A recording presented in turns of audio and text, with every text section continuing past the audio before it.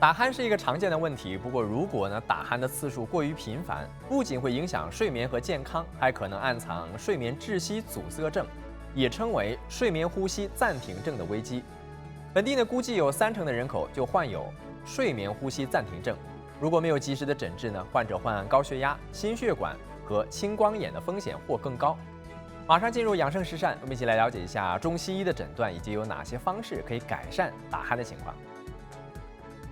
打鼾是一种睡眠呼吸暂停症的现象，可能是扁桃体大，或者软腭舌头比较肥胖，气道窄，所以睡觉的时候他们就会。新加坡人的下颚骨比较窄，口腔里面也是比较小，肥胖的时候颈舌头的肥肉比较多，所以口腔更小。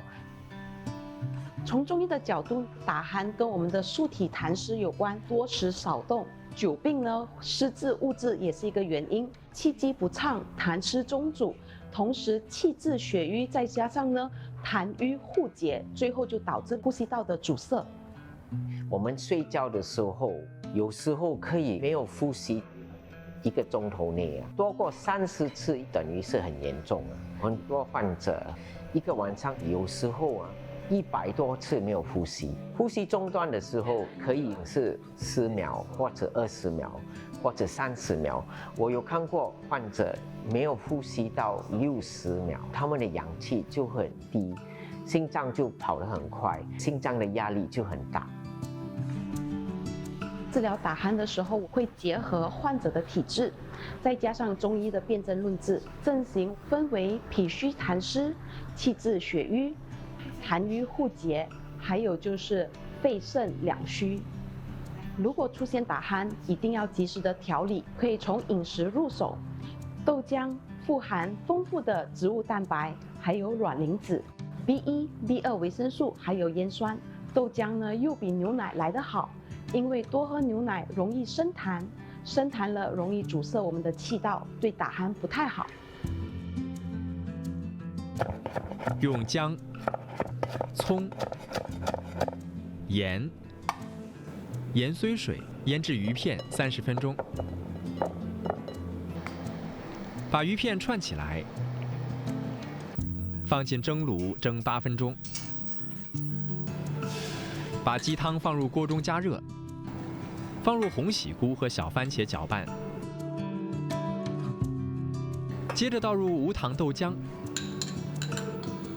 煮滚后淋在蒸好的鱼片上，可以享用了。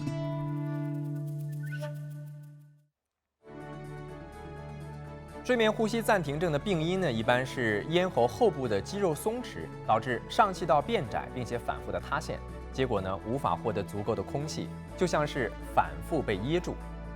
西医如何检测睡眠时是否出现了呼吸暂停？那中西医会采取什么样的治疗方法？有哪些食材可以改善体质，提升睡眠质量？我们一起去了解。晚上的时候睡觉打呼声就很大，他们会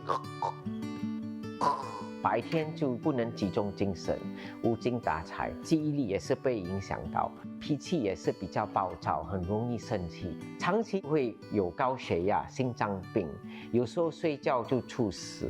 这些患者的眼压比较高，有时候眼睛红或者很痛，我们叫 glaucoma。经常鼻塞的患者，他们晚上睡觉也容易打鼾，身体里可能有一些慢性的炎症。那么姜黄就是一个能够抗炎的中药材，姜黄里面有姜黄素，是一个非常有效的抗氧化剂，日常里拿来做菜、熬粥，甚至是煮水喝，能够有效缓解鼻塞。在市场上购买，我们叫做黄姜。用盐和黄姜粉腌制鸡肉30分钟，将新鲜的黄姜去皮切片，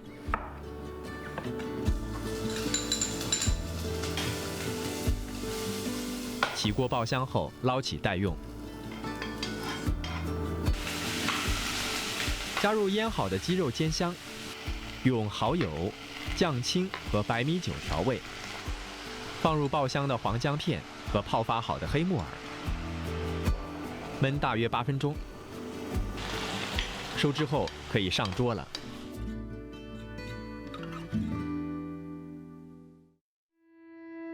你要知道有没有这个问题，有2个方法。第一个就是可以住院1个晚上，这个仪器会验出氧气、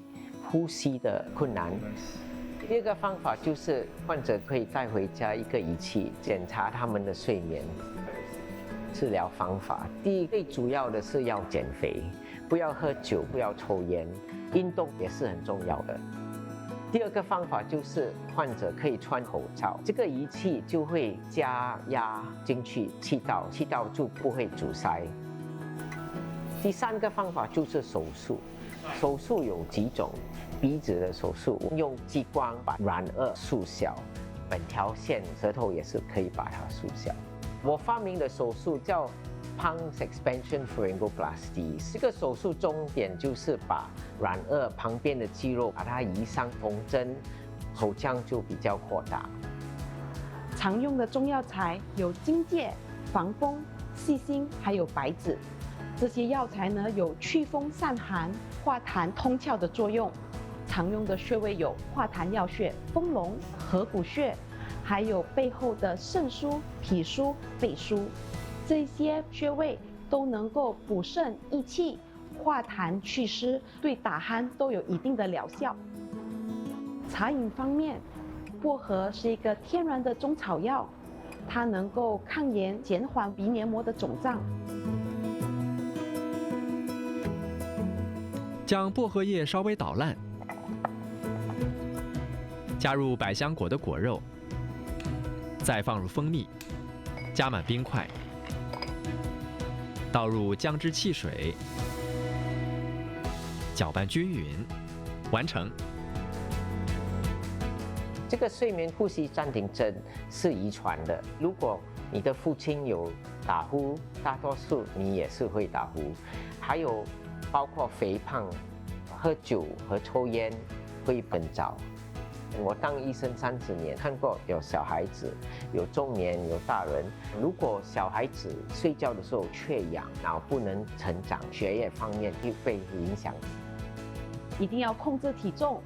节制饮食，再来加强运动锻炼。还有就是睡觉的时候，可以采取侧卧位，选择适合自己高度的枕头，这样才能保持呼吸道的通畅。